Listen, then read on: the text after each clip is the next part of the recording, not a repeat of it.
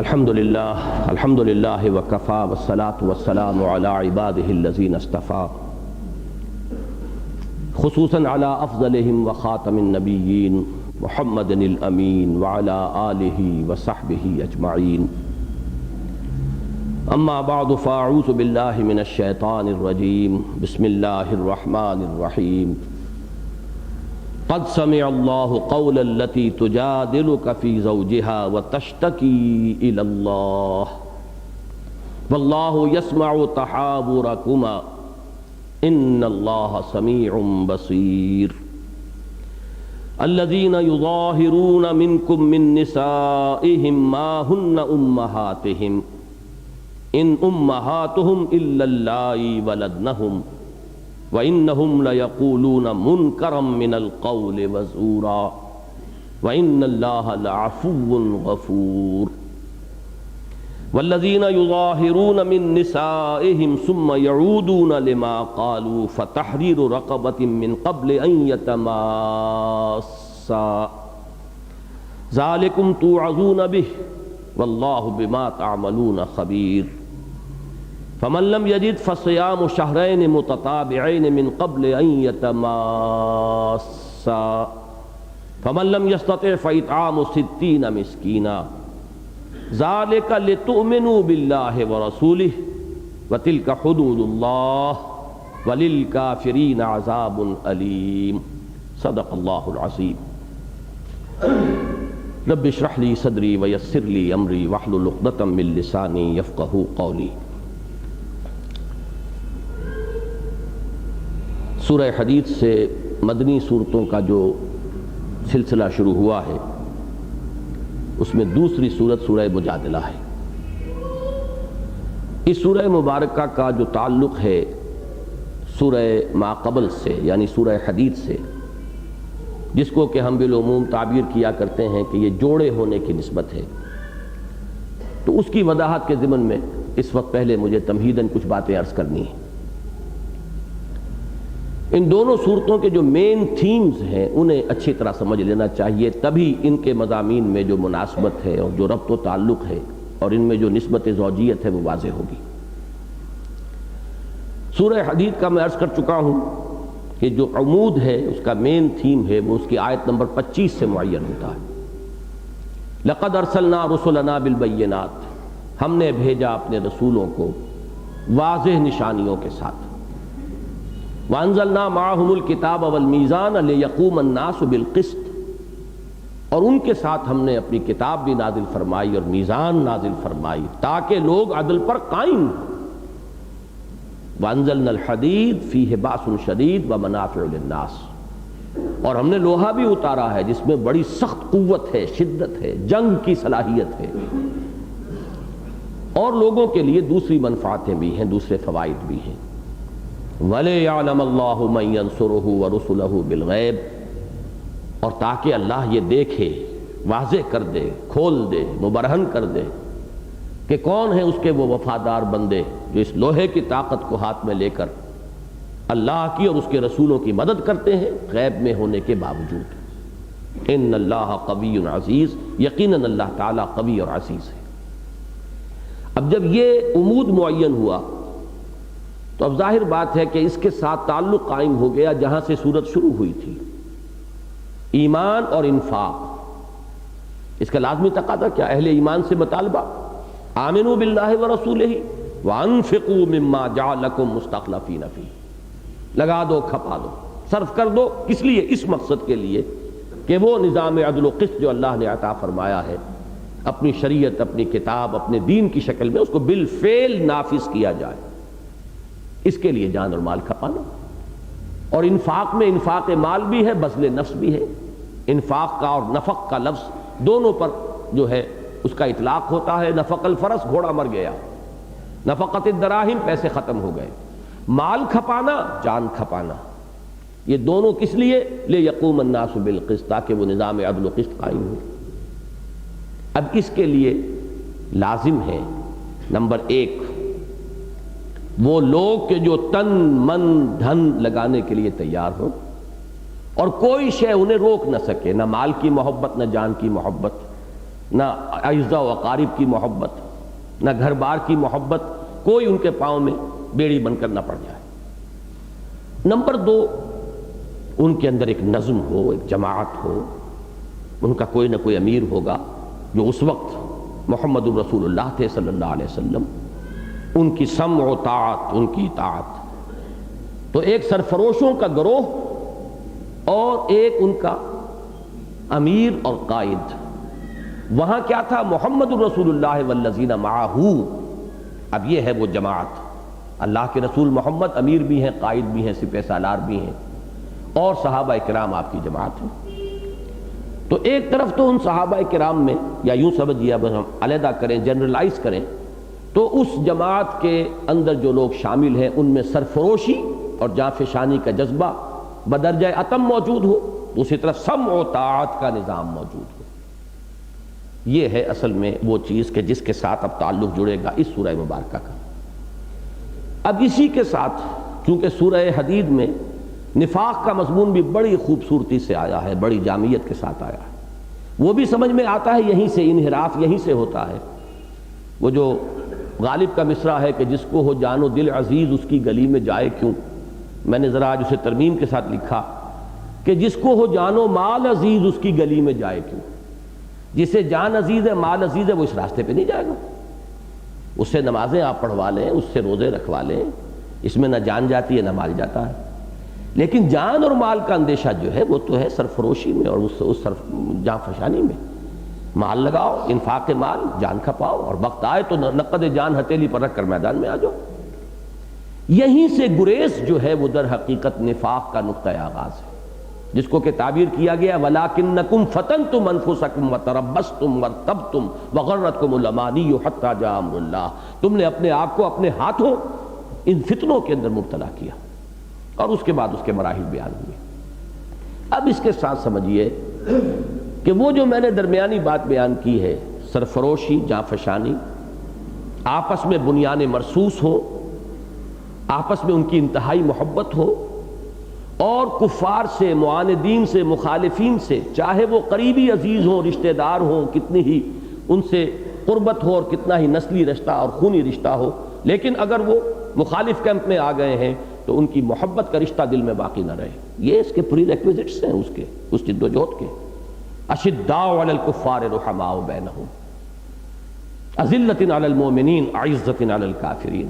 یہ اگر شکل نہیں ہوگی کہ ہو حلقہ یاراں تو بریشم کی طرح نرم، اور رزم حق و باطل ہو تو فولاد ہے مومن۔ نمبر 2، سمع و طاعت اگر نہیں ہوگی، اس قائد یا امیر اس سے اگر محبت نہیں ہے، اور اس کی سمع و طاعت دلی آمادگی سے نہیں، ایک ہے مارے باندھے کو ڈسپلن کا تقاضا پورا کر دینا، وہ تو اس سے تو کام نہیں چلے گا اس انقلابی جماعت کا۔ وہاں تو ضرورت ہے محبت اور دلی جذبے کے ساتھ، اس کے چشم و ابرو کے اشارے کے اوپر گردنیں کٹانے کو تیار ہوں گے تو کہیں انقلاب آتا ہے، ورنہ نہیں آتا۔ بس یہ ہے وہ معاملہ۔ منافقین پر یہی 2 چیزیں شاخ گزرنے والی تھیں، اور اسی کا ذکر ہے سورہ مجادلہ کا جو مین حصہ ہے۔ یہ 22 آیات ہیں، اس میں ان 22 آیات میں سے 18 آیات میں یہی موضوعات ہیں۔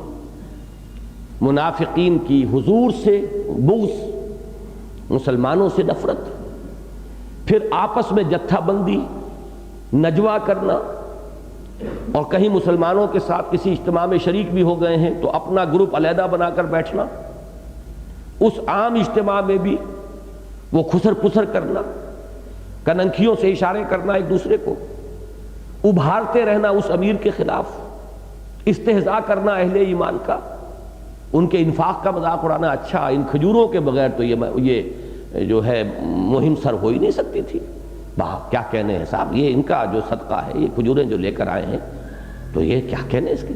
اب یہ فقرہ چست کر رہے ہیں، آپ کو یاد آ گیا ہوگا یہ غزوہ تبوک کے وقت کا واقعہ ہے یہ، کہ جب حضور نے فرمایا کہ لاؤ جس کے پاس جو کچھ ہے، جو کچھ دے سکتا ہے اللہ دے اللہ کے دین کے لیے، تو غریب انصاری کچھ نہیں ان کے پاس، مزدور، ساری رات انہوں نے ایک یہودی کے باغ میں مزدوری کی، کھینچ کھینچ کر کنووں سے پانی جو ہے وہ باغ کو سیراب کیا، سینچا۔ صبح انہیں کچھ کھجوریں ملی، رات بھر کی اجرت، اس کے 2 حصے کیے، آدھے اپنے گھر والوں کو دے دیے، وہ دن بھر کا لیے راشن، اور آدھا حضور کی خدمت میں پیش کر دیا. اب مذاق اڑ رہا ہے. اور حضور نے اس کی جو قدر افزائی فرمائی، مجھے ڈھیر لگ رہا تھا سامان کا، حضور نے فرمایا کہ ان کھجوروں کو ان کے اوپر پھیلا دو، اس لیے کہ یہ اس پورے ڈھیر پر بھاری ہیں. اس لیے کہ اصل تو معاملہ نیت کا ہے، جذبے کا ہے. تو یہ جو منافقوں کا کردار تھا جس میں مسلمانوں سے قد، اور قد کیوں ہوتی ہے میں تفصیلاً بیان کر چکا ہوں. اصل میں یہ سورہ منافقون میں جا کر یہ مضامین پھر کھلیں گے. وہ یہ سمجھتے ہیں یہ پاگل، یہ بے وقوف، یہ فینیٹکس، یہ دیوانے، جب پکارا جاتا ہے فوراً حاضر ہو جاتے ہیں. انہیں کچھ دائیں بائیں کی فکر ہے ہی نہیں، کوئی اپنے بچاؤ کا، کوئی تحفظ کا، کوئی آگے کا سوچ، کوئی اپنے بچوں کی، بال بچوں کی فکر، وہی مستقبل کا کوئی منصوبہ کچھ ہے ہی نہیں. یہ تو معلوم ہوتا ہے کہ جان ہتھیلی پر لیے پھرتے، تو ہم کوئی ایسے بے وقوف تو نہیں ہیں. اور ان کی بے وقوفی کی وجہ سے ہم زیادہ نمایاں ہوتے ہیں. وہ جو فیض نے اشعار کہے ہیں بڑے بہت عمدہ اشعار ہیں کہ واپس نہیں پھیرا کوئی فرمان جنوں کا، تنہا نہیں لوٹی کبھی آواز جرس کی. ادھر وہ گھنٹی کی آواز آئی ہو اور ادھر اس کے ساتھ ریباؤنڈ جو بھی ہے اس آواز کا، اس کے ساتھ ہی انسان چلا گیا ہو لبیک کہتا ہوا. یہ یہاں تو درکار، تنہا نہیں لوٹی کبھی آواز جرس کی. وہ آواز جب لوٹی ہے تو ہم ساتھ اس کے پہنچے. یہ ہے خیریت جاں راحت تن صحت داماں، سب بھول گئی مصلحتیں اہل ہوس کی. جب تک یہ کیفیت نہ، انقلاب تو نہیں آتا. تو چونکہ اہل ایمان کا نقشہ یہ تھا اور اس سے یہ اور نمایاں ہو جاتے تھے. ان کی کم ہمتی، ان کی بزدلی، ان کا بخل نمایاں ہوتا تھا، لہٰذا انہیں قد ہو گئی تھی اہل ایمان سے، اور پھر حضور سے خاص طور پر قد. انہوں نے مصیبت ڈالی ہے ہمیں، یہ آئے ہیں تو ہمارے لیے ساری مشکلات پیدا ہو گئی ہیں. یہ ہے اصل میں اس پس منظر میں، اس ذہنی کیفیت میں جو طرز عمل ان کا نمایاں ہو رہا تھا، اس کے چند خد و خال ہیں کہ جو سورہ مجادلہ میں دیے گئے. نجوہ ہے اور جتھا بندی ہے، اسلام کے دشمنوں سے محبتیں ہیں، خفیہ خفیہ محبت کی پینگیں بڑھائی جا رہی ہیں، یہاں کی خبریں وہاں پہنچائی جا رہی ہیں. یہ اپنی اہمیت کو ظاہر کرنے کے لیے حضور سے خصوصی قرب حاصل کرنے کی کوشش ہو رہی ہے، دکھاوے کے لیے. حضور مجھے آپ سے ذرا ایک علیحدگی میں بات کرنی ہے. اب حضور کی اپنی مروت ہے، شرافت ہے، وقت دے رہے ہیں تو لوگوں پر امپریشن یہ ڈال رہے ہیں کہ یہ بہت قریب ہیں، حالانکہ جا کر دشمنوں سے مل کر استہزاء کر رہے ہیں، تبصر اڑا رہے ہیں. یہ ہیں مضامین کے جو سورہ مجادلہ کا جو مین پورشن ہے، 22 میں سے 18 آیات، کہ اس اسلامی انقلاب کے لیے جو جماعت درکار ہے، اس کے خد و خال جو مطلوب ہیں، ان کو ان کے متضاد خد و خال سے نمایاں کیا گیا ہے. تعرف الاشیاء بازدادہا، ازداد کے حوالے سے ان کو نمایاں کیا گیا کہ منافقین میں یہ چیزیں ہیں، تو اے مسلمانوں ان سے بچو، ان سے اپنے دامن کو بچاؤ. یہ اجتماعی زندگی کے لیے، جماعتی زندگی کے لیے یہ کینسر ہیں. ان کینسر سے اپنے آپ کو محفوظ رکھنے کی کوشش کرو، تب تم پیش قدمی کر سکو گے. پیش قدمی کس لیے درکار ہے؟ جماعت کس لیے درکار؟ سموتعات کس لیے درکار؟ باہمی اخوت کس لیے درکار؟ بنیان مرصوص کس لیے بنانا ہے؟ وہ ہے لِیَقُومَ النَّاسُ بِالْقِسْطِ وَأَنزَلْنَا الْحَدِيدَ فِيهِ بَأْسٌ شَدِيدٌ وَمَنَافِعُ لِلنَّاسِ وَلِيَعْلَمَ اللَّهُ مَن يَنصُرُهُ وَرُسُلَهُ بِالْغَيْبِ.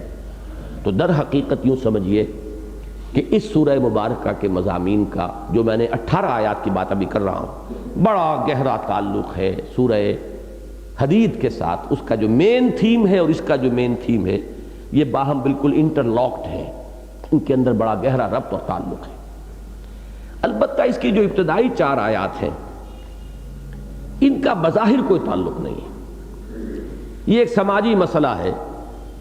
کسی شخص نے غصے میں آ کے اپنی بیوی کو، جیسے ہمارے ہاں 3 طلاقیں دے دیتے ہیں پھر پچھتاتے ہیں، ایسے ہی وہاں زہار کا ایک طریقہ تھا کہ اپنی بیوی کو نہ ماں کہہ دینا، تم تو اب میرے لیے میری ماں کی مانند ہو، یا ماں کی پیٹھ کے مانند ہو، مختلف الفاظ. اور اس سے اب گویا کہ ان کے ہاں وہ ایسی طلاق مغلظ ہو جاتی تھی کہ طلاق میں تو پھر بھی رجوع کا کوئی نہ کوئی شکل رہتی ہے. طلاق رجعی ہے اور طلاق بائن ہے، دوبارہ نکاح ہو سکتا ہے. پھر طلاق مغلظ ہے جہاں پر کہ اس میں بھی پھر یہ ہے کہ کہیں اور کسی اس عورت کا نکاح ہو جائے تو پھر اگر وہ بھی طلاق دے دے تو پھر پہلے شوہر سے نکاح ہو سکتا ہے. لیکن ان کے معاشرے میں یہ تھا کہ جس نے یہ زہار کر لیا، اپنی بیوی کو ماں سے تشبیہ دے دی یا ماں کے کسی عضو سے تشبیہ دے دی، تو گویا کہ اب تو قیامت تک کے لیے اس کے لیے حرام ہو گئی، اس کے قریب پھٹکنا اور لوٹنے کا اور اس سے رجوع کا کوئی امکان نہیں۔ یہ ایک سماجی برائی تھی، وہاں ایک غلو تھا اس میں بھی، اس کی اصلاح ہے جو پہلی 4 آیات کے اندر آئی ہے، اس پر بحث ہے۔ لیکن اب اس کا تعلق کیا ہے، یہ ذرا کچھ زیادہ گہرائی میں اتر کر غور کرنا پڑے گا۔ دیکھیے منافقانہ کردار کیا ہوتا ہے، اور جماعتی زندگی کے اندر جو لوگ انتشار پیدا کرتے ہیں ان کا کردار کیا ہوتا ہے۔ کسی چیز پر عدم اطمینان ہوا، اسے لے اڑے، اس کا پرچار ہو رہا ہے، علیحدہ بیٹھ کر اپنی جو مایوسی اور فرسٹریشن ہے اس کو پھیلا رہے ہیں، لوگوں کو شریک کر رہے ہیں تاکہ وہ بھی بددل ہو جائیں، نجوہ ہو رہا ہے، غیبت ہو رہی ہے، چغل خوریاں ہو رہی ہیں۔ اس کے برعکس ایک رویہ یہ ہوتا ہے کہ کوئی الجھن پیش آ گئی ہے، آپ کو کسی معاملے میں انشراح نہیں ہو رہا ہے، کوئی عملی دقت پیش آ گئی ہے، تو ایک انداز ہوتا ہے کہ آپ رجوع کیجئے، محبت آمیز انداز میں بحث و تکرار کیجئے، اپنے امیر سے جھگڑیے۔ جھگڑے میں فرق ہوتا ہے، ایک جھگڑا ہوتا ہے سمجھنے کے لیے، ایک جھگڑا ہوتا ہے اپنی رائے کو اور واضح کرنے کے لیے۔ ایک انسان سمجھتا ہے کہ میرا امیر یا میرے ساتھی جو ہے میری بات سمجھ نہیں پا رہے، تو وہ بار بار اپنی بحث و تکرار کرتا ہے، بات کو واضح کرنا چاہتا ہے، کسی اور غصے بھی ہوتا ہے، لیکن کرتا انہی سے ہے، ادھر ادھر نہیں اڑاتا، اذاعوا بہی والی بات نہیں کرتا کہ اس کو منتشر کر دے، پھیلا دے، بلکہ وہ وہیں اس کا نام ہے مجادلہ۔ یہ مجادلہ حسنہ ہے، جیسے قرآن مجید میں بار بار آیا ہے فجادلہم باللتی احسن۔ تو جدال اصل میں تو کہتے ہیں جھگڑے کو، لیکن ایک جھگڑا تو ہے وہ مار کٹائی والا جھگڑا، ایک ہوتا ہے زبانی، میں آپ کو اپنی کوئی بات سمجھانا چاہ رہا ہوں، آپ کی سمجھ میں نہیں آ رہی، میں پھر کہتا ہوں بھائی سمجھ گیا، آپ کی سمجھ میں کیوں نہیں آ رہی ہے، میرا یہ پوائنٹ ہے، میرا اصل مسئلہ یہ ہے، آپ کی بات جو ہے آپ غور نہیں کر رہے ہیں میری بات پر۔ ایک یہ مجادلہ حسنہ ہے، تکرار، بحث، اس میں جیسا کہ میں نے عرض کیا کسی وقت غصے کا بھی اظہار ہو جائے کوئی حرج نہیں ہے، لیکن جب وہ پراپر جگہ پر ہو رہا ہے تو اس میں خیر برآمد ہوگی، اور اگر اس سے ہٹ کر کہیں کسی اور جگہ پر چاہے بڑے ٹھنڈے مزاج کے اندر آپ نے وہ بات کی ہے، اس سے شر برآمد ہو جائے گا۔ تو مجادلہ حسنہ کی ایک مثال ہے جو حضرت خولہ بنت ثعلبہ، ابھی میں تفصیل سے عرض کروں گا، ان کا ایک واقعہ ہوا، ان کے شوہر نے ان سے زہار کر دیا، اب وہ حضور کی خدمت میں آئیں، اور جس طرح انہوں نے پھر انداز میں بحث و تکرار سے اپنی بات جو ہے حضور کے سامنے رکھی، تو ہمارے سامنے ان کے طرز عمل میں جماعتی زندگی کا یہ ایک رخ لایا جا رہا ہے کہ جماعتی زندگی کے اندر ظاہر بات ہے اختلاف رائے کا امکان موجود ہے، اختلاف میں شدت بھی ہو سکتی ہے، کسی شخص کو اپنی رائے کے اوپر اصرار ہو سکتا ہے، سواد والا اصرار، اور وہ ہوگا بربنائے خلوص، وہ یہ سمجھتا ہے کہ جس راستے پر یہ میرے ساتھی جا رہے ہیں وہ تو تباہی کا راستہ ہے، اس سے تو معاملہ جو ہے وہ بجائے بننے کے بگڑے گا، تو ظاہر بات ہے اس میں اصرار پیدا ہوگا، وہ مصر ہوگا۔ لیکن اس کیفیت میں 2 شکلیں ہیں جو اختیار کی جانی چاہیے، جو اس سورہ مبارکہ کی پہلی آیت میں الفاظ آئیں گے۔ ایک تو یہ جو آپ کا امیر ہے، جو بھی نظم ہے، آپ وہاں پراپر چینل کے اندر اصرار کیجئے، جھگڑیے، مجادلہ کیجئے، اپنی بات سمجھانے کی کوشش کیجئے، اس پر تکرار کیجئے، بحث و نزاع کیجئے، ایک تو راستہ یہ کھلا ہے، اور دوسرا راستہ اللہ سے فریاد کا راستہ ہے، اے اللہ میری بات میرے ساتھیوں کے سمجھ میں نہیں آ رہی، اے اللہ یہ لوگ اس نادانی کے اندر، غلط فہمی کے اندر ایک غلط راستے پر چل پڑے۔ تو ایک ہے اللہ سے فریاد، اللہ سے دعا، اللہ کا پکارنا، رات کی تنہائیوں میں اس کے خصوصی دعائیں کرنا، اور ایک ہے پراپر چینل جو ہے تنظیم کا، اس کے اندر اس بات کو اپنی پوری قوت کے ساتھ، بحث و تکرار کے ساتھ، اس میں جھگڑا بھی ہو جائے کوئی حرج نہیں ہے، اس میں اگر کسی وقت جو پروٹوکول ہے اور جو آداب ہے مجلسی ان میں کوئی کمی بیشی ہو جائے کوئی حرج نہیں ہے، اس لیے کہ اس سے خلل واقع نہیں ہوگا، اس سے انتشار پیدا نہیں ہوگا، بلکہ اس سے یقیناً خیر کا راستہ نکلے گا۔ لیکن اس پراپر چینل کو چھوڑ کر، اب مجھے ذہن منتقل ہوا جیسے وہ صراط مستقیم کا پراپر چینل تھا، ایمان، عمل صالح، تواصی بالحق، تواصی بالصبر، اس سے جہاں راستہ مڑ گیا وہ پھر خانقاہیت اور رہبانیت کا راستہ بن گیا۔ اسی طریقے سے یہ جو پراپر چینل ہے، جو ذمہ دار آدمی ہے جاؤ اس کے پاس، جھگڑو اس سے، کوئی حرج نہیں ہے، اس سے بحث و تکرار کرو، وہاں اگر کوئی کمی بیشی بھی ہو جائے ادب میں، پروٹوکول میں، تو کوئی حرج نہیں، لیکن اس سے ہٹ کر اگر بد دل ہو کر، مایوس ہو کر، فرسٹریٹ ہو کر اپنی اس کیفیت کو جو ہے اپنے ساتھیوں میں پھیلانا، پھر گانا پھوسی کرنا، خسر پھسر کرنا، ادھر جا کے بات کرنا، ادھر جا کے بات کرنا، یہ ہے جو منافقین کا رویہ ہے، جس پر کہ پوری 22 آیات آئیں گی، اور ایک نہایت عمدہ مثال ہمارے سامنے آئی ہے، اور وہ ہے مجادلہ حسنہ۔ ایک مشکل ہے، اس کا حل چاہیے، اس کے لیے اصرار کے ساتھ بحث و نزاع جو ہے وہ کی جائے۔ اور کس سے کی جا رہی ہے؟ محمد رسول اللہ سے کر رہی ہے۔ کون کر رہی ہے؟ ایک خاتون کر رہی ہے۔ اس کے لیے لفظ مجادلہ قرآن مجید نے استعمال کیا ہے۔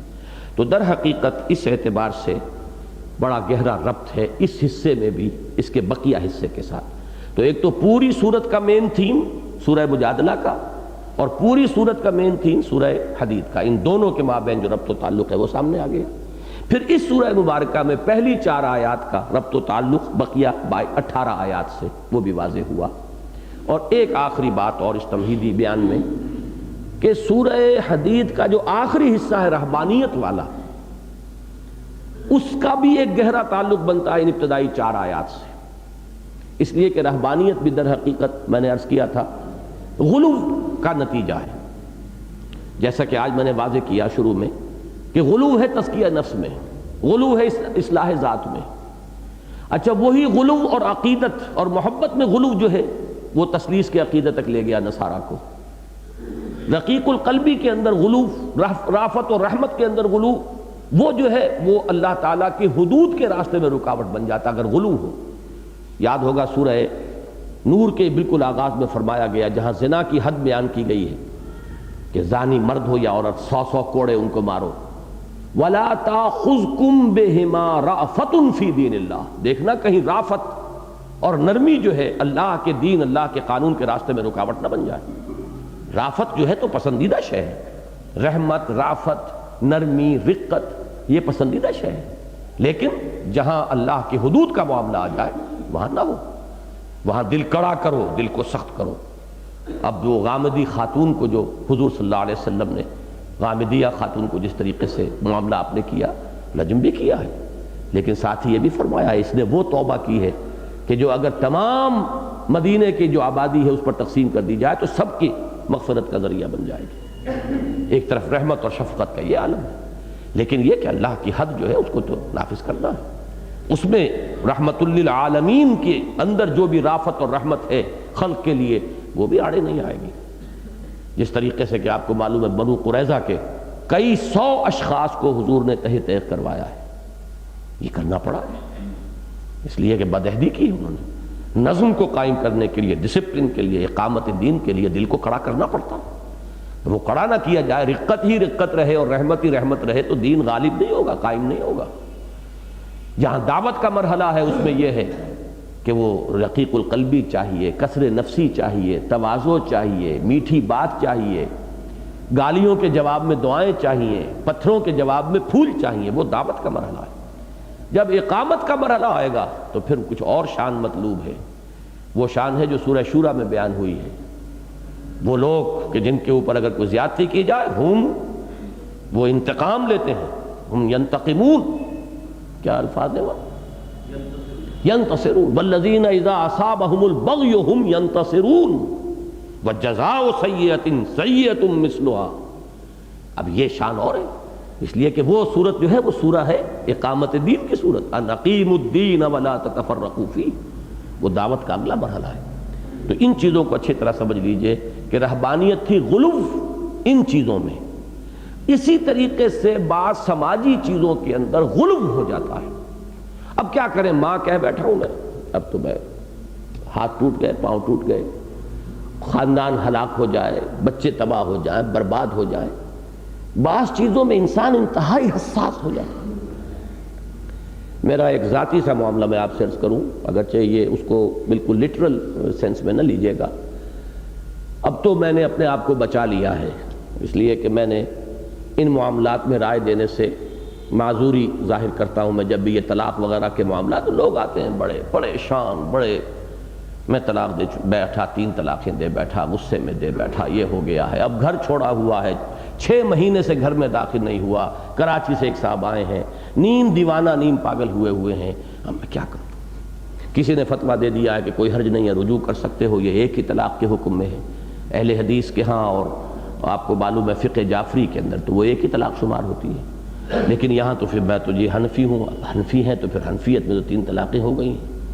تو میں نے جب لوگوں کو بہت ان چیزوں پر پریشان دیکھا یہ کہ نہ داڑھی ہے، نماز پڑھتے ہیں، یہ نماز تو نہیں پڑھتا، تو میں نے کہا خدا کے بندے، ایک طرف تمہاری حساسیت کا یہ عالم ہے دین کا، یہ بھی دین کا مسئلہ، وہ بھی دین کا مسئلہ، اس دین میں تم نے سموچے اونٹ نگلے ہوئے ہیں، نماز بھی میں نہیں پڑھتا، اور ایک معاملے میں تمہاری حساسیت کا یہ عالم ہے، گھر بار چھوڑ کے بھاگے پھر رہے ہیں، اور 6 مہینے ہو گئے گھر کی دہلیز میں قدم نہیں رکھا ہے، اب میں اس سے فتویٰ لوں یا اس سے فتویٰ لوں، میں کہاں جاؤں، کدھر مروں، کدھر کپوں۔ تو یہ بھی وہ عدم توازن ہے کہ بعض چیزوں میں حساسیت کی انتہا ہوتی ہے، اور یہ در حقیقت جو زہار کا معاملہ تھا عرب میں جس کی اصلاح کی جا رہی ہے، یہ بھی وہ حساسیت کا غلو ہے، انتہائی عدم توازن بعض معاملات کے اندر۔ تو اس اعتبار سے جو آخری حصہ ہے سورہ حدید کا، اور جو ابتدائی حصہ ہے سورہ حدید کی بھی آخری 4 آیات ہیں جس میں یہ رہبانیت کا ذکر آیا ہے، اور سورہ مجادلہ کی پہلی 4 آیات ہیں جو میں نے آج تلاوت کی ہیں، یہ دونوں تو آپس میں بہت ہی کلوزلی انٹرلاکڈ ہیں، ان کا آپس میں بڑا گہرا معنوی ربط ہے، اس اعتبار سے کہ وہ غلو جو ہے وہ ہے کہ جو ایک طرف رہبانیت کو ایجاد کراتا ہے، دوسری طرف یہ حساسیت جو ہے لوگوں کے اندر بعض معاملات کے اندر پیدا کر دیتا ہے۔ اسی کی مثال میں دیا کرتا ہوں، سور کا آپ تصور نہیں کر سکتے کھانا، سور وہ تو گالی ہے، کسی کو کہہ دیا سور، تو یہ تو لفظی سور جو ہے زبان سے نکالنا پسند نہیں کرتا آدمی، اور سود ہنین مریا، کھاؤ عیش کرو۔ کوئی شخص جو ہے زنا کے لفظ سے ایک دفعہ ضرور انسان کے اندر لرزش سی آتی ہے، زنا بہت بری بات، بہت بری بات، بہت بری بات، لیکن حضور جس کو قرار دے رہے ہیں کہ وہ ماں کے ساتھ زنا کرنے سے بھی 100 گنا زیادہ ہے، اس میں کوئی حساسیت ہی نہیں۔ ہنین مریم الربا 70 جزن ایسروها ان ينكح الرجل امه، ابو داؤد کی روایت ہے، سود کے 70 حصے ہیں جن میں سب سے ہلکا حصہ اس کے مساوی ہے کہ کوئی شخص اپنی ماں سے بدکاری کرے، یہ ہوتی ہے وہ۔ یہی ہے سورہ حجرات کے اندر حکمت، مثال کیا دی ہے، غیبت کی مثال کیا دی ہے، ایحب احدکم ان یاکل لحم اخیہ میتا فکرہتموہ، کیا تم میں سے کوئی شخص اس کو پسند کرے گا کہ مردہ بھائی کی لاش میں سے بوٹیاں نوچ نوچ کر کھاؤ؟ ایک دم آدمی کے اوپر لرزش طاری ہوتی ہے، تصور نہیں کر سکتا انسان، بلکہ طبیعت اباح کرتی ہے، یہ خیال بھی آتا ہے کہ یہ کیا مثال دی، اللہ کو کوئی اور مثال نہیں ملی، لیکن واقعہ یہ ہے کہ اس سے زیادہ بلیغ مثال اور کوئی نہیں ہے۔ لیکن ایک چیز میں تمہاری حساسیت اتنی ہے، دوسری طرف نہیں ہے، حالانکہ اخلاقی میدان میں غیبت بالکل مساوی ہے اس کے، کہ جو مادی سطح کے اوپر جسمانی اعتبار سے مردہ بھائی کا گوشت کھانا ہے۔ مردہ بھائی کا گوشت کیا اس میں حکمت کیا ہے؟ اگر وہ زندہ ہوتا تو آپ کو بوٹی نوچنے دیتا تھا اپنے جسم سے، وہ مردہ ہے نا، اپنا ڈیفنس نہیں کر سکتا، آپ کے لیے آسانی ہے ادھر سے نوچ لو ادھر سے کاٹ لو۔ اسی طرح جو شخص موجود ہو ذرا اس کے سامنے اس کی برائی کر کے دیکھیے، ہوش ٹھکانے آ جائیں گے، لینے کے دینے پڑ جائیں گے، وہ اپنا ڈیفنس کرے گا، اپنی وضاحت کرے گا، اور اگر کہیں ذرا جارحیت بھی اس میں ہے تو پھر آپ کو سبق سکھائے گا۔ لیکن یہ کہ نہیں ہے موجود تو اپنی عزت کا ڈیفنس نہیں کر سکتا، اب آپ جس طرح چاہیں حملہ کر دیں۔ تو انتہائی بلیغ، لیکن ایک معاملے میں حس انتہائی تیز، ایک معاملے میں انتہائی ڈل۔ تو یہی معاملہ ہے اس میں بھی، اور یہ غلو کا پہلو جو ہے یہ سورہ حدید کی آخری 4 اور سورہ مجادلہ کی پہلی 4 آیات کو آپس میں انٹرلاک کر رہا ہے۔ اب چلیے اس سورہ مبارکہ کا مطالعہ۔ قد سمع اللہ قول التی تجادلک فی زوجہا۔ اب واقعہ پہلے آپ سن لیجئے۔ بہت سے حضرات مفسرین ایسے ہیں اس دور میں کہ جو قرآن کی تفسیر میں روایات کو بہت ہی کم اہمیت دیتے ہیں، لیکن بعض مقامات قرآن مجید کے ایسے ہیں جو سمجھ میں نہیں آ سکتے جب تک کہ وہ روایات وہ قرآن میں تفصیل سے نہیں ہے، یہ کون عورت تھی، کیا واقعہ تھا، کیا مسئلہ تھا، اور ان آیات کی اندر جو باریکیاں ہیں، جو معنوی جو موتی یہاں پہ چھپے ہوئے ہیں، مضمر ہیں اور مخفی ہیں، وہ جب تک وہ پورا واقعہ سامنے نہ سمجھ میں نہیں آئے گا۔ حضرت خولہ بنت ثعلبہ رضی اللہ تعالی عنہ، یہ اہلیہ ہیں حضرت اوس ابن صامت رضی اللہ تعالی عنہ، ایک انصاری صحابی ہیں۔ ایک نام ہمارے ہاں کافی اب معروف ہو گیا ہے، حضرت عبادہ ابن صامت رضی اللہ تعالی عنہ، جن کی وہ روایت ہے سمع و طاعت والی، بایعنا رسول اللہ صلی اللہ علیہ وسلم علی السمع والطاعت فی العسر والیسر والمنشط والمکرہ الی آخر الحدیث۔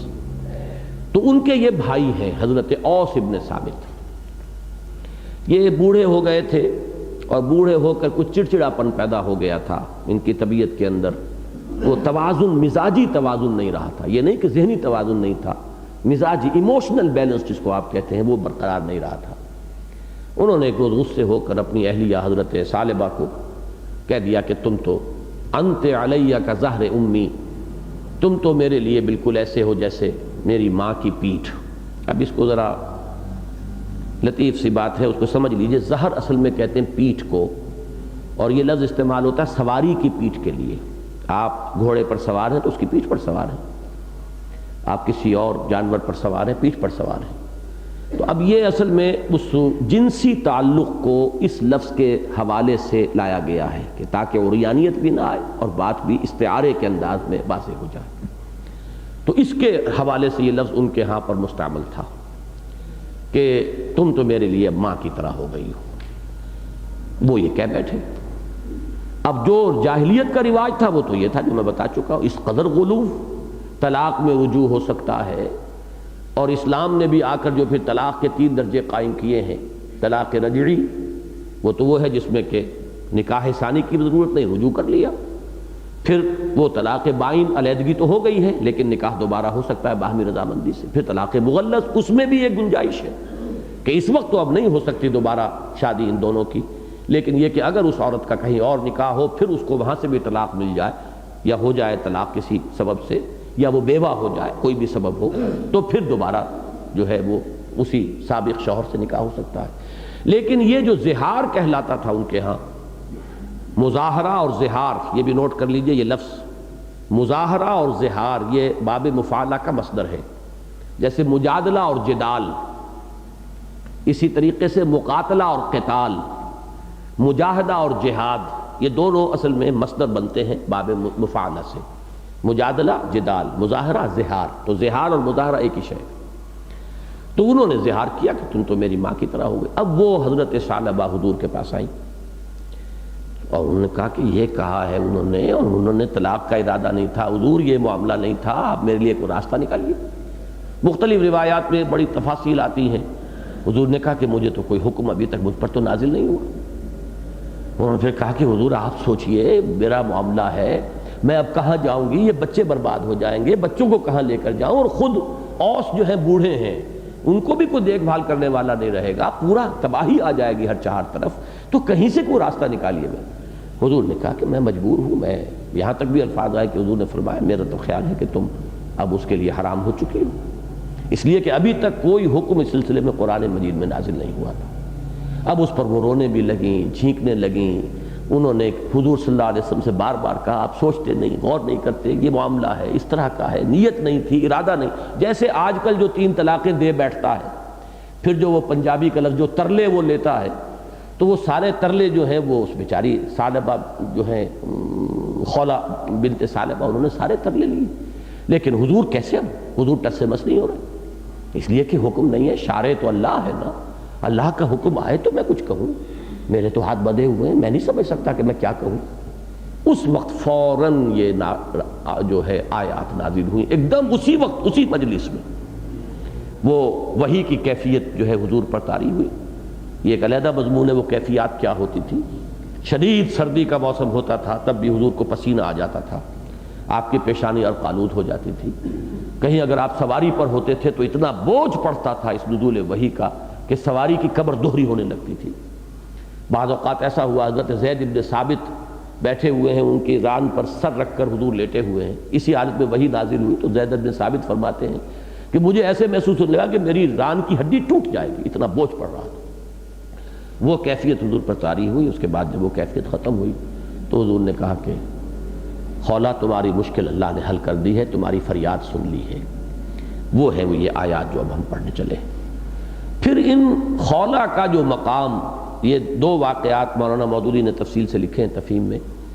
حضرت عمر کے ہاں جو مقام ان کا بن گیا تھا کہ یہ وہ خاتون ہے، پورے مسلمانوں کے ہاں ہوگا، واقعات حضرت عمر کے آتے ہیں ان کے دور خلافت کے، لیکن سب نے جو بھی سمجھا ہوگا اس خاتون کی بات جو ہے 7ویں آسمان تک پہنچی ہے، اور اسی وقت اس کی جو ہے وحی نازل ہوئی ہے۔ اب اس میں وہ اشارہ مل گیا، خلوص ہو، اخلاص ہو، اصل مشکل ہے، اس کا حل انسان چاہے تو اللہ حل کرتا ہے، رجوع تو کرو، صحیح طریقے پر رجوع کرو۔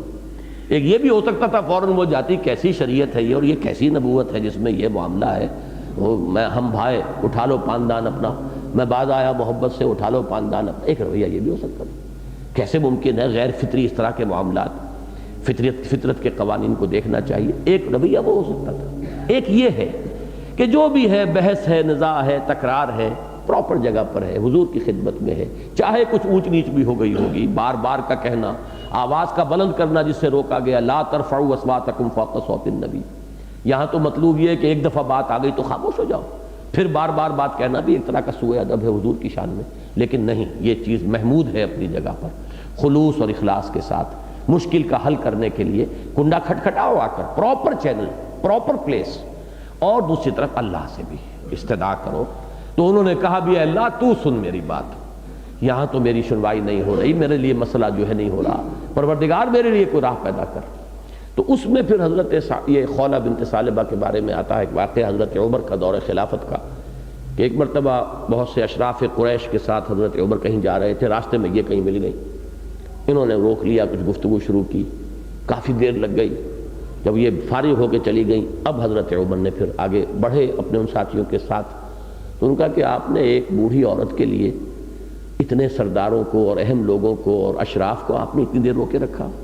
ان کا تمہیں معلوم نہیں یہ ہے کون؟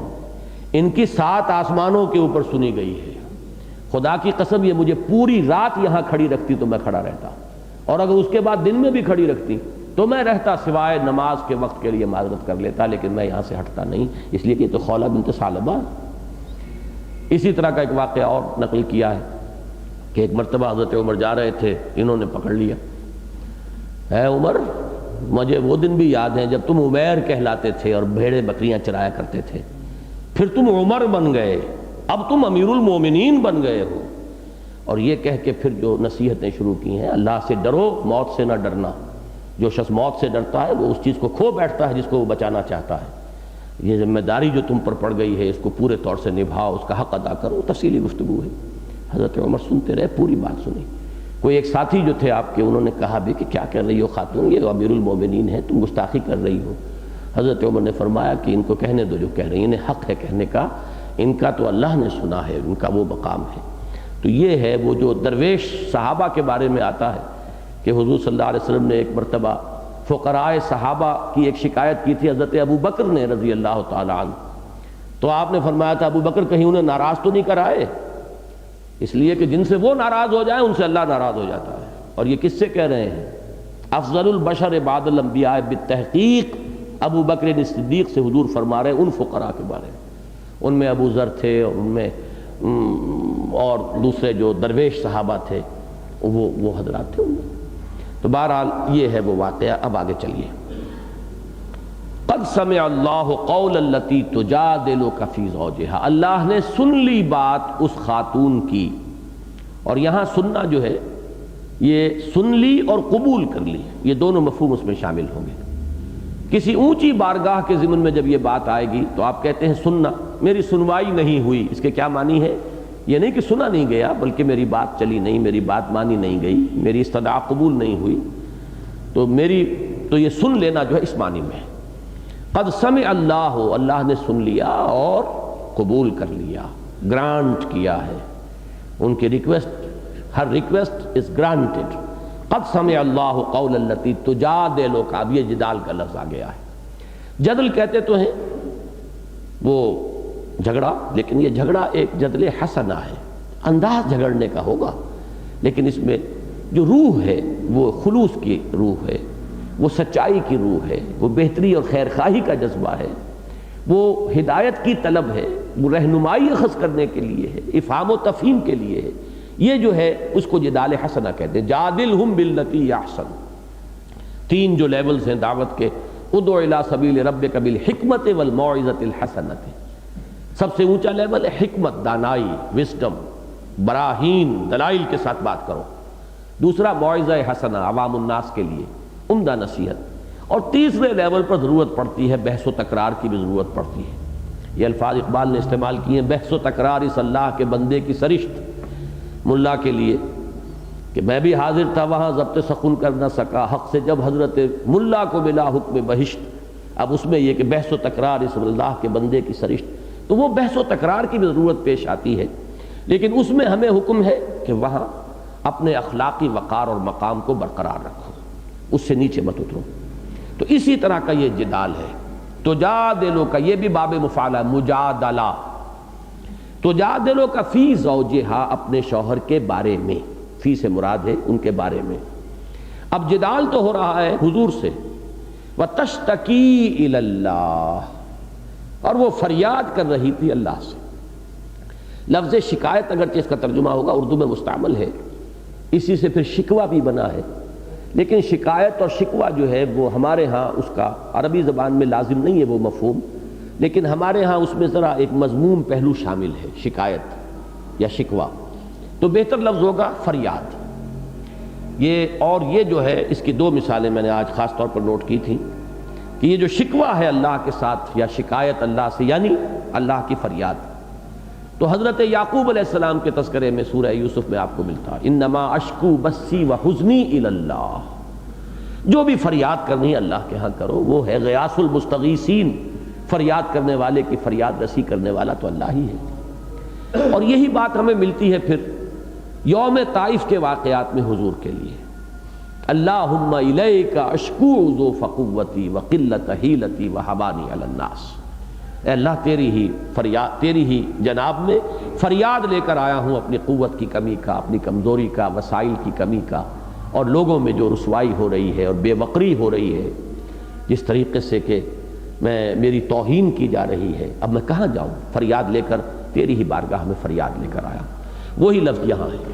تو میں نے بھی عرض کیا تھا کہ جماعتی زندگی میں بھی یہ دو چیزیں ہیں، جہاں اختلاف کا معاملہ ہو جائے، بات سمجھ میں نہیں آ رہی ہے، فیصلہ کچھ اور ہو رہا ہے، آپ کو اس پر جو ہے تشویش ہے کہ فیصلہ غلط ہو رہا ہے، ساتھیوں کی سوچ غلط رخ پر پڑ گئی ہے، یا امیر جو ہے اس کا رویہ درست نہیں ہے، تو اس میں یہ دو رخ ہمیشہ رہنے چاہیے۔ ایک تو یہ کہ پراپر چینل پر اس بات کو ڈسکس کرو اور کرو، جھگڑو، لڑو، وہاں کا لڑنا جو ہے وہ مبارک ہوگا، لیکن اس راستے سے ہٹ کر ادھر ادھر کی بات جو ہے وہ بھی بہت خطرناک ہوگی، وہ ہے جو آگے چل کر اس سورہ مبارکہ میں آئے گی، یہی جو غیبت ہے اور پھر چغلیاں ہیں اور پھر کانا پھوسی ہے اور نجوہ ہے اور جتھا بندی ہے، گروہ بندی ہے۔ یہ چاہے انسان اپنے دل کو مطمئن کر رہا ہوتا ہے کہ میں صحیح بات کی طرف لانے کے لیے سب کچھ کر رہا ہوں، لیکن حقیقت میں جماعتی زندگی کی جڑیں کھود رہا ہوتا ہے وہ شخص، تو اس کے مقابلے میں یہ جدال حسنہ ہے۔ تو ایک کام یہ، اور دوسرے اللہ سے دعا، اس لیے کہ سب کو معلوم ہے، وہ حدیث ہے کہ تمام انسانوں کے دل تو اللہ کی انگلیوں کے مابین ہیں، یصرف کیف یشاء بین اصبع الرحمن، تمام انسانوں کے دل رحمان کی دو انگلیوں کے مابین ہیں، جدھر چاہتا ہے پھیر دیتا ہے۔ اگر آپ کے امیر کے ذہن میں آپ کی بات نہیں اتر رہی، سمجھ میں نہیں آ رہی، آپ کے ساتھی جو ہے they are not seeing your point، کہ جو بات آپ کہنا چاہتے ہیں ادھر ان کی توجہ نہیں جا رہی، تو اللہ سے فریاد کیجئے اور اللہ سے دعا کیجئے کہ پروردگار ان کو بات سمجھا دے، میرا نقطہ نظر ان پر واضح ہو جائے، جسے میں غلطی سمجھ رہا ہوں یا تو اس کا غلط ہونا مجھ پر واضح کر دے، یا پھر یہ کہ اس کی غلطی ان کے اوپر واضح ہو جائے۔ تو یہ ایک اللہ سے فریاد، اور جو پراپر چینل ہے وہاں جا کر جدال، اس میں کوئی حرج نہیں ہے۔ تو قد سمع اللہ قول التی تجادلک فی زوجہا وتشتکی الی اللہ، اور اللہ کی جناب میں فریاد کر رہی تھی، واللہ یسمع تحاورکما، اور اللہ اے نبی آپ دونوں کی بات سن رہا تھا۔ یہ محاورہ، یہ تحاورکما، بہت سے الفاظ ہیں، ذرا سی شکل بدلی بھی ہوتی ہے، علم صرف سے تھوڑی سی مناسبت ہو جائے تو محاورہ تو ہم اردو میں بولتے ہیں، یہ محاورہ ہے جو زبانوں پر چڑھ رہا ہے، سب لوگ جو ہے اس کو بول رہے ہیں، تو یہ محاورہ ہے ایک دوسرے سے گفتگو کرنا، جس کو آپ کہتے ہیں کنورسیشن۔ ایک بات آپ نے کی، جواب ملا، پھر بات کی، پھر جواب ملا، یہ ہے واللہ یسمع تحاورکما ان اللہ سمیع بصیر۔ یقیناً اللہ تعالیٰ سب کچھ سننے والا، سب کچھ دیکھنے والا ہے، وہ حاضر و ناظر ہے اور وہ دیکھتا ہے، سنتا ہے۔ اب اس میں جو بھی ان کی مشکل تھی اس کو اللہ تعالیٰ نے اس کا حل کیا، اور ان کے حوالے سے ایک شریعت کا قانون اور ہمیشہ ہمیش کے لیے ایک مشکل اور الجھن جو تھی اس کا حل عطا ہو گیا۔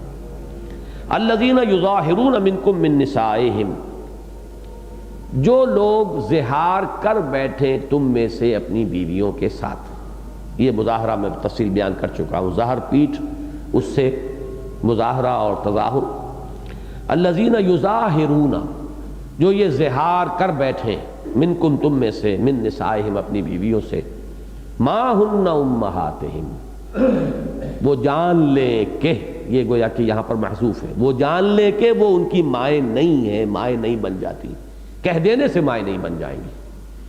اور امہاتہم یہ جو حالت نسبی میں آیا ہے تو اس سے اشارہ ہو گیا کہ یہاں ماں جو ہے لیسا کے معنی میں ہے، اس لیے کہ زیادہ تاکید نفی کی لیسا سے ہوتی ہے، اور لیسا کی خبر جو ہے منصوب ہوتی ہے، تو فرمایا ما ہن امہاتہم، ہرگز ہرگز وہ ان کی مائیں نہیں ہیں، اس طرح کہہ دینے سے، زبان سے نکال دینے سے، اور یہ بات جو ہے جو کلمہ تم نے نکال دیا ہے اس سے وہ تمہاری مائیں نہیں بن سکتی، نہ وہ مائیں ہیں۔ ان امہاتہم الا اللہ ولدنہم، نہیں ہے ان کی مائیں مگر وہی جنہوں نے انہیں جنا ہے۔ یہ بیوی ہے تمہاری، اتنے عرصے بیوی رہی ہے، تمہارا تعلق زن و شو رہا ہے، تمہارے بچے ہیں اس کے بطن سے، آج تم نے ماں کہہ دیا تو تمہارے کہنے سے وہ ماں بن جائے گی۔ جیسے کہ سورہ احزاب میں جب متبنہ کی نفی ہوئی ہے کہ کوئی منہ بولا بیٹا اسلام میں نہیں ہے، بیٹا تو وہی ہوگا جو اللہ نے آپ کو عطا فرمایا ہے، منہ بولا بیٹا جو ہے شریعت میں نہیں، اسی طریقے سے یوں ہی زبان سے نکال دیا تو تمہاری وہ ماں نہیں بن جائے گی، وہ تمہاری بیوی ہے۔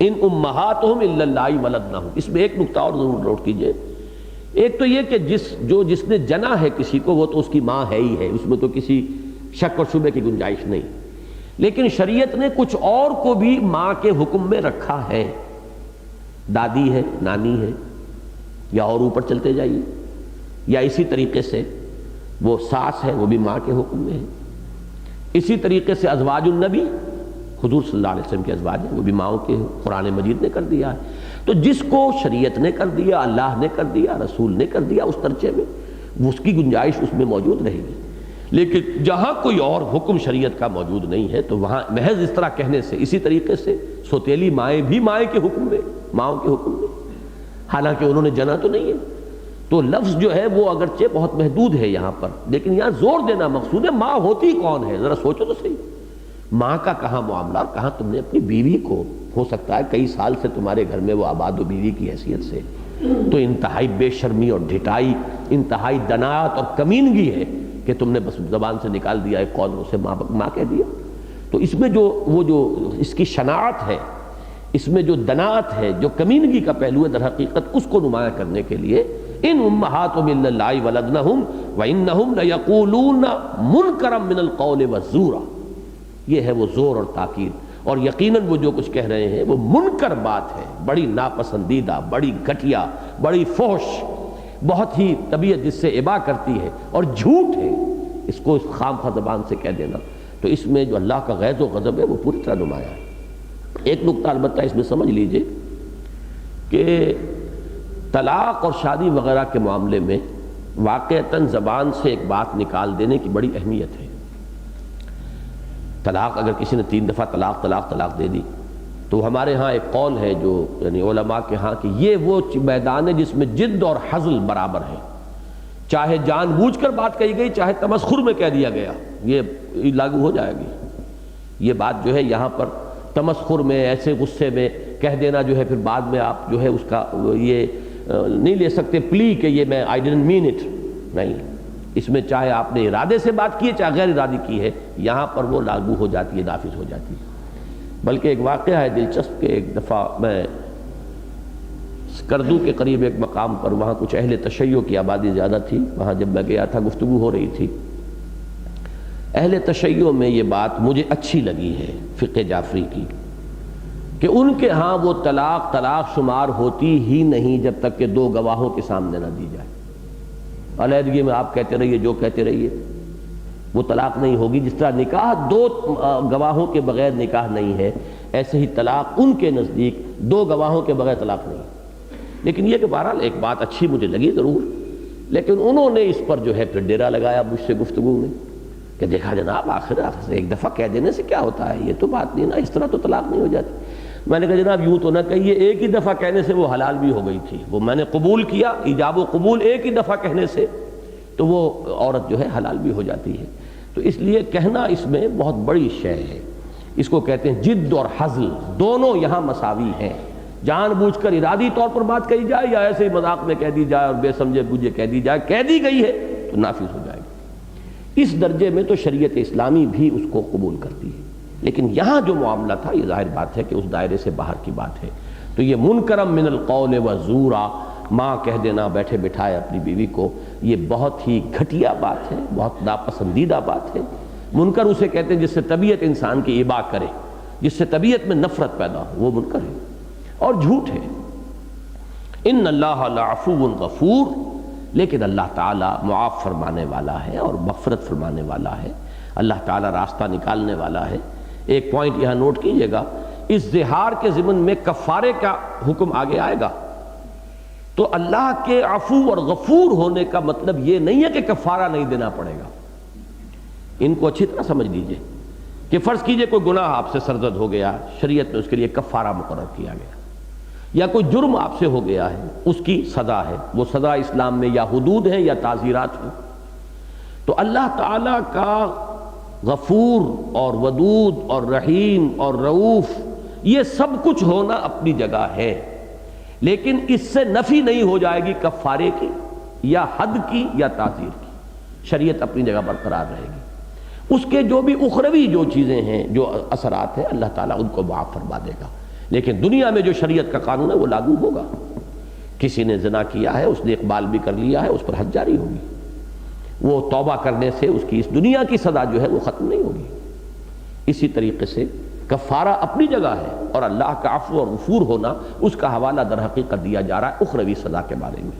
اللہ تعالیٰ معاف فرمانے والا ہے، مغفرت فرمانے والا ہے۔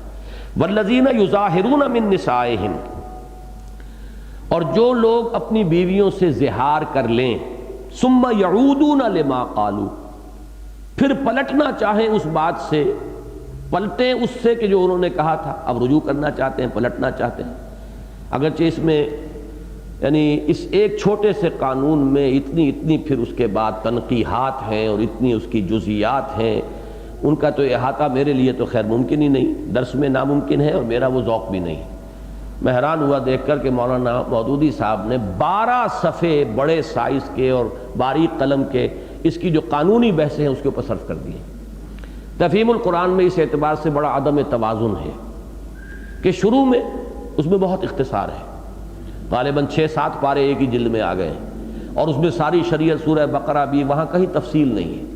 آخر میں آ کر تو مولانا نے اس کو فقہ کی کتاب بھی بنا دیا ہے، سارے یہ حنبلیوں کا یہ، مالکیوں کا یہ، اور شوافع کا یہ، اور فلاں کا یہ، اور فلاں کا یہ، ایک ایک جزئیے کے بارے میں سارے اختلافات، سارے موقف، تو جن کو دلچسپی ہو وہ ادھر رجوع کر لیں۔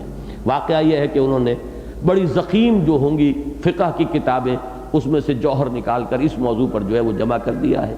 تو جن لوگوں کو دلچسپی ہو، ظاہر بات ہے جن لوگوں کا پروفیشن ہو لیگل، جو مفتی ہوں، جو قاضی ہوں، ان کے لیے وہ چیزیں بڑی اہم ہیں، لیکن عام ایک مسلمان کے لیے ان چیزوں کی ضرورت عام قاری اور عام سامع کے لیے نہیں ہے۔ موٹ ایسی بات جان لیجئے، والذین یظاہرون من نسائہم ثم یعودون لما قالوا، جو لوگ اپنی بیویوں سے زہار کر بیٹھیں اور پھر پلٹنا چاہیں، لوٹنا چاہیں، اعادہ کرنا چاہیں، فَتَحْرِيرُ رَقَبَةٍ مِّن قَبْلِ أَن يَتَمَاسَّا، تو اب کفارہ ہے ان کے لیے ایک گردن کا آزاد کرنا۔ تحریر کے معنی حر کہتے ہیں آزاد کو، تحریر باب تفعیل سے مصدر بنا آزاد کرنا، اور تحریر بھی جب آپ کرتے ہیں تو آپ اس لفظی مناسبت دیکھیے، آپ کے ذہن میں کچھ خیالات مقید ہوتے ہیں جنہیں آپ آزاد کر رہے ہیں، ان کو آپ نے کھول دیا ہے اب لوگوں کے لیے۔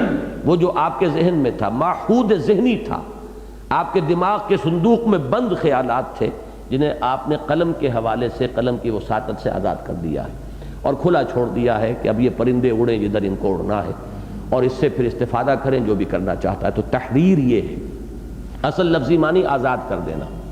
فتحریر رقبۃ، تو ایک گردن کا چھڑا دینا، ایک گردن کا آزاد کر دینا ہے. من قبل ان یتماسا، اس سے پہلے کہ وہ ایک دوسرے کو چھوئیں. چھوئیں کا یہ مطلب نہیں ہے کہ ہاتھ بھی نہ لگ جائے وہ اچھوت بن گئی ہے، بلکہ یہ چھونا وہ پھر استعارہ ہے تعلق زن و شو کے لیے. یتماسا، اس سے پہلے کہ وہ ایک دوسرے کو چھوئیں یا ہاتھ لگائیں. تعلق زن و شو سے قبل ایک غلام کا آزاد کر دینا جو ہے وہ ان پر واجب ہے، لازم ہے. اس میں اب بحثیں آئی ہیں. دیکھیے میں مثال دے رہا ہوں، وہ غلام ہونا ضروری ہے یا لونڈی کے آزاد کرنے سے بھی گزارا ہو جائے گا؟ پھر وہ مسلمان ہونی لازم ہے یا غیر مسلم بھی ہو تو گزارا ہو جائے گا؟ اب یہ تو واقعی بحثیں جو ہیں جب قانون میں جب تنقیحات نکلتی ہیں تو جیسے کہ آپ کو معلوم ہے کہ جو دیوانی مقدمات ہوتے ہیں اس میں ایشوز فریم کیے جاتے ہیں. کیا کیا ایشوز ہیں اس میں، تو پھر تو اس کے اندر چل سو چل والی بات ہے کہ اس کے اندر بہت سی تفاصیل ہیں. بہرحال ایک بات یہ ہے کہ پسندیدہ ترین شے یہ ہوگی کہ کوئی مرد غلام ہو اور مسلم ہو، اس کی گردن چھڑائی جائے، اس کو آزاد کر دیا جائے. ذالکم توعظون بہ، یہ ہے جس کی تمہیں نصیحت کی جا رہی ہے. اب اس میں تاکید کا انداز ہے کہ ڈونٹ ٹیک اٹ لائٹلی. ذالکم توعظون بہ، یہ بات جو ہے، اور اس میں در حقیقت یہ سمجھ میں آتا ہے کہ اصل میں دو آلٹرنیٹیوز بھی بعد میں دیے گئے ہیں، لیکن اصلاً مطلوب یہی ہے. خاص طور پر اس زمانے میں، اس معاشرے میں جب کہ یہ غلامی کا انسٹیٹیوشن موجود تھا. اب تو بالفعل موجود نہیں ہے. ہو سکتا ہے کبھی حالات اسی طرح کے ہو جائیں، اس لیے ایبروگیشن جو ہے، ٹوٹل ایبروگیشن اس کی قرآن مجید میں نہیں آئی. لیکن یہ کہ بالفعل اس وقت نہیں ہے. تو اس وقت غلاموں کی ایمینسیپیشن اور ان کی آزادی کے لیے شریعت نے یہ بڑا عمدہ راستہ اختیار کیا، مختلف گناہوں کے کفارے میں غلام کا آزاد کر دینا. تو یہ اس کا ایک ضمنی موضوع تھا. ذالکم توعظون بہ، یہ ہے جس کی کہ تمہیں نصیحت کی جا رہی ہے، تاکید کی جا رہی ہے. واعظ کے معنی ہوتے ہیں کسی بات کو بڑی تاکید کے ساتھ بیان کرنا. واللہ بما تعملون خبیر، اور جان لو جو کچھ تم کر رہے ہو اللہ اس سے واقف ہے، باخبر ہے. یہ بھی وہی یعنی بہت پہلو جو ہے تاکید کا ہے، اور اس میں ایک طرح کی دھمکی کا انداز ہے. اس لیے کہ ابھی آپ نے کفارہ ادا نہیں کیا اور تعلق زن و شو بیوی سے قائم کر لیا. کسی اور کو تو پتہ نہیں ہوگا، اللہ کو تو معلوم ہے. جبکہ حکم اس کا یہ ہے کہ اب قریب نہ پھٹکو، جب تک کہ اس میں جو سزا کا پہلو ہے، تاکہ یہ بات جب لوگوں کے سامنے آ جائے گی تو اب آسانی سے زبان سے الفاظ نہیں نکال دے گا کوئی. میرے نزدیک یہ طلاق ثلاثہ کے معاملے میں بھی جو اصل خرابی ہمارے ہاں ہو رہی ہے اس کی طرف بہت کم کسی کی توجہ جا رہی ہے. اور وہ یہ ہے کہ حضرت عمر رضی اللہ تعالیٰ عنہ نے جب وہ اجتہاد کیا اور جب لازم کر دیا کہ 3 طلاقیں ایک محفل میں اگر ہوں گی تو وہ طلاق مغلظ ہو جائے گی. حضور کے بارے میں تو یہی معلوم ہوتا ہے کہ حضور پوچھ لیتے تھے تمہاری نیت کیا تھی. اگر اس نے کہا کہ صاحب 3 ہی کی تھی حضور، تو بھائی جاؤ اب بات معاملہ ختم ہوا. اور اگر وہ کہے نہیں حضور میں تو 1 ہی کی نیت تھی، تو پھر حضور نرمی برتتے تھے اور اس کو رجوع کی اجازت دے دیتے تھے. حضرت عمر نے یہ دیکھا کہ اب اس سے فائدہ اٹھا رہے ہیں لوگ، جب چاہا 3 طلاقیں دے دی، کہہ دیا یہ کہ صاحب یہ میرا تو کوئی ارادہ نہیں تھا، 1 ہی کا تھا. تو اس کو روکنے کے لیے یہ ایک حضرت عمر رضی اللہ تعالیٰ عنہ نے در حقیقت فیصلہ کیا، اور اس پر اجماع ہو گیا امت کا. اور خلافت راشدہ کا اجماع جو ہے وہ اب لاگو ہے ہمیشہ کے لیے، اس کی حجیت ہے، وہ حجت بن گئی ہے. یہی وجہ ہے کہ ہمارے چاروں جو ہیں اہل سنت کے فقہی مسالک جو ہیں، حنفی، مالکی، شافعی، حنبلی، ان چاروں کے ہاں یہ چیز متفق علیہ ہے اب کہ 3 طلاقیں اگر ایک وقت میں دے دی گئی ہیں طلاق مغلظ ہے. لیکن اصل شے کیا تھی، اس کا دوسرا پہلو بھول گئے لوگ. حضرت عمر کوڑے لگواتے تھے اس شخص کو، سزا بھی دیتے تھے. آج بھی اگر یہ قانون بن جائے کہ جو شخص 3 طلاقیں ایک محفل میں دے گا اس کو 5 سال کی قید ہوگی تو ہوش ٹھکانے آ جائیں گے. پھر وہ آدمی جو ہے وہ کبھی جو ہے یہ واقعات جو نہیں ہوں گے. معلوم ہو کہ سزا ہوگی قید با مشقت. 3 طلاقیں بن بھی جائیں گی 3 ہی، اور اس کے علاوہ جو ہے سزا ملے گی. جیسے حضرت عمر کوڑے لگاتے تھے کہ تم نے یہ شریعت اسلامی کے ساتھ استہزاء کیا ہے، مذاق اڑایا شریعت کا. تو یہ انداز ہمارے ہاں ہے نہیں، اس کی کوئی سرزنش نہیں، کوئی سزا نہیں. اس سزا کو نافذ کر دیا جائے تو خود بخود اس کی ایک اصلاح ہو جائے گی. تو کوئی، اور اس میں کوئی حرج نہیں ہے. یہ تعزیر کے درجے کی چیز ہے، حد نہیں ہے. اس تعزیر کے اندر فیصلہ کیا جا سکتا ہے، 2 سال کی، 1 سال کی، 5 سال کی قید با مشقت اس شخص کو دی جائے جو 3 طلاقیں ایک مجلس میں دے دے. اور وہ جو بھی طریقہ ہے، جو سنت کا طریقہ ہے، اس سے وہ اگر اباء کرتا ہے تو پھر اس کی اصلاح ہو سکتی ہے. بہرحال جو بھی اس کا کفارہ ہے عوام پہ آ رہا ہے کہ وہ تمہیں ادا کرنا ہوگا. اور قانون خداوندی کی پوری پیروی کرنی ہوگی۔ اس سے پہلے کہ تم باہم ایک دوسرے کو چھو، وہ اس گردن کا چھڑا دینا، غلام کا آزاد کر دینا لازم ہے۔ ذالکم توعظون بہ واللہ بما تعملون خبیر۔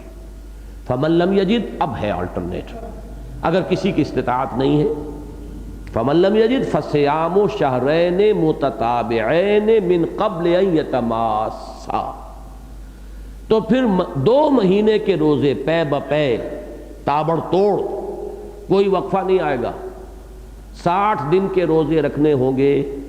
اگر وقفہ ہو گیا تو پھر 1 سے شروع کرنا ہوگا، گنتی پھر چلے گی، متتابعین ہے یہ، اس میں وقفہ نہیں آئے گا اس سے پہلے کہ وہ ایک دوسرے کو چھوئیں۔ یہ در حقیقت سارے اقدامات ہیں تاکہ لوگوں کے ہوش ٹھکانے رہیں کہ یہ معاملہ اتنا ہلکا نہیں ہے، اور یہی میں سمجھتا ہوں کہ یہیں سے ہمیں رہنمائی لینی چاہیے کہ طلاق مغلظ جو ہے 3 طلاقیں ایک وقت میں دینے کے لیے کم سے کم یہ کفارہ تو مقرر کریں، یہ اس کو نافذ کریں۔ ہم اس کو اپنے قانون کے ذریعے سے نافذ کر سکتے ہیں، وہ حد نہیں ہوگی، وہ ایک تعزیر ہوگی، اس کے اوپر ہم جو ہے لیجسلیشن کر سکتے ہیں، اور اس میں ہمیں یہ نظیر ملے گی۔ اس میں بعض واقعات آتے ہیں، وہ حضور کی خاص ایک شان رحیمی جو ہے وہ اپنی جگہ تھی۔ ان کے بارے میں بھی آتا ہے کہ حضور نے بلایا پھر حضرت اوس کو کہ مبارک ہو، اللہ نے تمہارے لیے راستہ نکال دیا ہے۔ انہوں نے کہا کہ حضور کیا راستہ ہے؟ کہ غلام آزاد کو۔ میرے پاس تو غلام ہے نہیں، تو تم 60 روزے رکھو۔ تو بیوی بول پڑی کہ یہ تو جب تک 3 وقت دن میں کھانا نہ کھائے ان کی بینائی زائل ہو جاتی ہے، یہ کیا روزے رکھیں گے؟ پھر کہا کہ اچھا، تو پھر تیسرا جو آلٹرنیٹ آ رہا ہے کہ 60 مسکینوں کو کھانا کھلاؤ۔ وہ کہا کہ میرے پاس تو نہیں ہے۔ تو حضور نے پھر وہ کہیں سے کسی سے کہہ سن کے انہیں کوئی صدقہ یا کوئی تعاون کروایا، تو وہاں سے پھر وہ 60 مسکینوں کے کھانے کے معاملے پہ جو آخری ہے۔ اب یہ حضور کی اپنی ایک شان تھی۔ ایک اور صحابی کا واقعہ تھا اسی طرح کا، وہ روزے میں اپنی بیوی کے ساتھ جو ہے ہم بستری کر بیٹھے۔ اب اس کا بھی یہی ہے معاملہ، روزہ توڑنے کا کفارہ یہی ہے۔ روتے ہوئے آئے، حضور یہ ہو گیا مجھ سے، میں کیا کروں؟ حضور نے فرمایا 60 روزے۔ حضور نے کہا حضور ایک روزے میں مجھ سے صبر نہیں ہوا، تو یہ 60 روزے میں کیسے رکھوں؟ تو حضور نے فرمایا اچھا پھر 60 مساکین کا کھانا تمہارے ذمہ ہے۔ میں کہا کہ ہم تو رات بھی بغیر کھائے سوئے تھے، میرے پاس کہاں 60 آدمیوں کو کھانا کھلانے کو؟ مجھ سے زیادہ تو مجھے تو نہیں معلوم کہ مدینے میں مجھ سے زیادہ بھی کوئی تنگ دست ہوگا۔ تو حضور نے فرمایا اچھا پھر بیٹھے رہو۔ پھر کہیں سے کوئی کھجوریں آئیں، ہدیے میں آئیں یا صدقے میں آئیں، حضور نے وہ ان کو دی کہ جاؤ ان میں سے 60 آدمیوں کو بھی تقسیم کرو اور اپنے گھر والوں کے لیے بھی کچھ لے جاؤ۔ اب یہ ہے حضور کا ایک خصوصی معاملہ۔ بہرحال وہ شان جو ہے وہ اب جب ایک قانون کا نظام بنے گا، اور حضور کے ایک اختیار خصوصی کا معاملہ ہے، قانون کے اندر تو پھر قانون کی سختی اور قانون کی خشکی جو ہے وہ پھر آنی جو ہے وہ ناگزیر ہو جاتی ہے۔ بہرحال دوسرا آلٹرنیٹ یہ ہے کہ 60 روزے پے بپے۔ فمن لم یستطع، اور جس میں اس کی استطاعت نہ ہو، اس کی مقدور نہ ہو، مقدرت نہ ہو، فاطعام 60 مسکینا، تو 60 مسکینوں کو، اور اطعام سے مراد ایک دن کا کھانا، 2 وقت کا کھانا، ایک وقت کا کھانا نہیں۔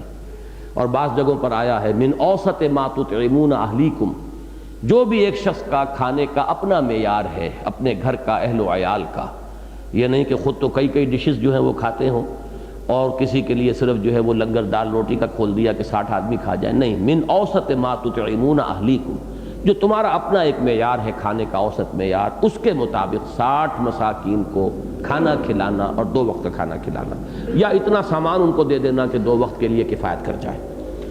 ذالک لتؤمنوا باللہ ورسولہ، اس آیت پر میں عام تلاوت کرتے ہوئے جب تک کہ یہ غور اور تدبر کا مرحلہ نہیں آیا تھا تو ذرا رکا کرتا تھا، میں اس لیے اس کا ذکر کر رہا ہوں کہ شاید آپ بھی رکیں۔ اگر اس کا ترجمہ کیا جائے یہ اس لیے تاکہ تم ایمان لاؤ اللہ پر اور اس کے رسول پر، تو ایک سوالیہ نشان آ جاتا ہے۔ یہاں جو ہے یہ تؤمنو، تاکہ وہ ایمان حقیقی تمہارے اندر پیدا ہو جائے، ایمان اپنے حقیقی مفہوم کے اندر تمہارے دلوں میں یقین کی حیثیت اختیار کر لے۔ اب یہ مفہوم بھی جب ہم اختیار کریں گے تب بھی ایک سوال رہ جائے گا کہ اس سے ایمان کیسے پیدا ہوتا ہے؟ تو یہ بات کئی مرتبہ میں پہلے بیان کر چکا ہوں، اس وقت صرف حوالہ دے رہا ہوں کہ ایک بات تو ہمیں سب کو معلوم ہے، ایمان سے عمل پیدا ہوتا ہے۔ دوسری بات جو ہے وہ ذرا خفی ہے، اور اسے اب میں بار بار اپنے درس میں اسی لیے بیان کر رہا ہوں، عمل سے بھی ایمان پیدا ہوتا ہے، یہ دوسرا اسپیکٹ ہے۔ شریعت پر عمل کریں گے تو اس عمل کرنے سے اس میں دوام، اس میں پہم جب انسان عمل کرتا ہے تو اس سے بھی یقین میں اضافہ ہوتا ہے۔ یہی وہ بات ہے کہ جو سورہ احزاب میں بھی آئی ہے، زادتہم ایمانا، جب لوگ ثابت قدم رہے، شدید ترین آزمائش کا مرحلہ آیا غزوہ احزاب کا، لوگ ثابت قدم رہے تو ان کے ایمان میں اضافہ ہو گیا۔ تو اسی طریقے سے اب دیکھیے رات کی تاریکی میں ایک شوہر اور بیوی کیا کر رہے ہیں، یہ تو کوئی نہیں جانتا، ہاں اللہ جانتا ہے، لیکن اگر ایک شخص اپنے پر کنٹرول کیے ہوئے ہے کہ یہ اللہ کا حکم ہے، جب تک میں 60 روزے نہ رکھ لوں میں قریب نہیں جا سکتا، اب اللہ کے اس یقین کے پیش نظر کہ وہ دیکھ رہا ہے 60 دن جو مشقت کرے گا اس کے ایمان کا کیا ٹھکانہ ہے، اس کے ایمان میں جو اضافہ ہوگا، اس میں جو ترقی ہوگی، اس میں جو نکھار آئے گا، اس میں جو گہرائی اور گہرائی جو ہے اس کا اضافہ ہوگا، تو بات سمجھ میں آتی ہے۔ اسی طرح اسی وجہ سے کہ اللہ کا حکم ہے، 60 مسکینوں کو کھانا کھلا رہا ہے، ایک غلام کو آزاد کر رہا ہے، تو ان چیزوں پر جب اطاعت ہوتی ہے، ایمان سے عمل اور اطاعت پیدا ہوتی ہے، اور عمل اور اطاعت سے، اطاعت الہی اور اطاعت رسول سے ایمان جو ہے اس میں اضافہ ہوتا ہے۔ تو ذالک یہ اس لیے ہے لتؤمنوا باللہ ورسولہ، تاکہ تم اللہ پر، اس کے رسول پر حقیقی معنی میں ایمان تمہارے اندر پیدا ہو جائے، تم واقعتاً یقین جو ہے اس کی دولت سے بہرور ہو جاؤ۔ وَتِلْكَ حُدُودُ اللَّهِ، یہ بھی ذرا وارن کرنے کا انداز ہے، تھوڑا سا اس کے اندر بھی یعنی انداز جو ہے وہ چونکانے کا ہے، ہوشیار رہو، بیدار رہو، یہ اللہ کے حدود ہیں، وہی الفاظ جو میں نے پہلے کہتے ڈونٹ ٹیک دم لائٹلی، یہ چیزیں جو ہے اللہ کے احکام ہیں۔ وَلِلْكَافِرِينَ عَذَابٌ أَلِيمٌ، اور جان لو کہ پھر کافروں کے لیے تو بہت بڑا دردناک عذاب ہے۔ اب یہاں کافر سے مراد بھی کافر قانونی نہیں ہے، جیسے ایمان سے مراد یہاں ایمان قانونی نہیں، ایمان حقیقی ہے، اسی طرح یہاں کفر سے مراد بھی کفر حقیقی ہے، کفر قانونی نہیں، یعنی معصیت جو ہے اللہ کے حکم کو توڑنا حقیقت کے اعتبار سے کفر ہے۔ چاہے ایسے شخص کو آپ کافر نہیں کہہ دیں گے، قانوناً اس کے اوپر کفر کا فتویٰ نہیں لگے گا، لیگلی وہ مسلم رہے گا چاہے گناہ کبیرہ اس نے کیا ہو، حقیقت کے اعتبار سے تو وہ نہیں رہا مومن، بلکہ حقیقت کے اعتبار سے وہ حالت کفر میں ہے اس وقت۔ جیسے کہ وہ احادیث ہیں جو سورۃ العصر پر میرا کتاب چاہے اس میں یہ احادیث موجود ہیں، جو حضرات چاہیں، حضور نے فرمایا لا یزنی الزانی حین یزنی وہو مومن، کوئی زانی حالت ایمان میں زنا نہیں کرتا، ولا یسرق السارق حین یسرق وہو مومن، کوئی چور حالت ایمان میں چوری نہیں کرتا، ولا یشرب الخمر حین یشرب وہو مومن، اور کوئی شخص شراب نوشی نہیں کرتا جب وہ شراب پی رہا ہوتا ہے، وہ حالت ایمان میں نہیں ہوتا۔ وہ ایمان حقیقی، ایمان قانونی نہیں۔ ان مضامین پر بڑی تفصیلی بحث میں کر چکا ہوں اپنے یہ بیرونی سفر سے پہلے جو تقاریر تھیں مسجد دارالسلام میں۔ تو قانونی ایمان، حقیقی ایمان، قانونی کفر، حقیقی کفر، اور حقیقی کفر کے ضمن میں تو مجھے یاد آ جاتے ہیں سائیں عبدالرزاق صاحب مرحوم و مغفور، ایک درویش تھے، سلسلہ نقشبندیہ کے، دیپال پور میں ہوتے تھے، کئی مرتبہ ملاقات ہوئی۔ وہ ایک بڑے جذب کی کیفیت میں بات کہا کرتے تھے، جو دم غافل سو دم کافر، جو سانس انسان کا غفلت میں نکلا ہے وہ ایک طرح کے کفر کی کیفیت میں ہے۔ اللہ کے ساتھ لو لگی ہوئی ہو، وہ رشتہ ٹوٹے نہیں، تار نہ ٹوٹنے پائے، وہ ہتھ کارول اور دل یارول، وہ انسان کا جو ہے دل کا معاملہ اللہ کے ساتھ جمع رہے، جہاں وہ رشتہ ٹوٹا معلوم ہوا ایک نوع کا کفر ہے یہ۔ جو دم غافل سو دم کافر، تو یہ ہے وہ کفر حقیقی۔ اب جہاں معصیت ہو رہی ہے، اللہ کا حکم توڑا جا رہا ہے، تو وہ تو گویا کہ حقیقت کے اعتبار سے کفر ہو گیا۔ تو یہاں اس آیہ مبارکہ میں ایمان کے بھی وہ کامل معنی، حقیقی معنی، اور کفر کی جو یہاں پر کہا جا رہا ہے وہ بھی قانونی معنی میں کفر نہیں، بلکہ اللہ کی نافرمانی، اللہ کے احکام کو توڑ دینا۔ وَلِلْكَافِرِينَ عَذَابٌ أَلِيمٌ، ان کے لیے تو دردناک عذاب ہے۔ اللہم اجرنا منہ، اللہم اجرنا منہ، اللہم اجرنا منہ۔ بارک اللہ لی ولکم فی القرآن العظیم ونفعنی وإیاکم بالآیات والذکر الحکیم۔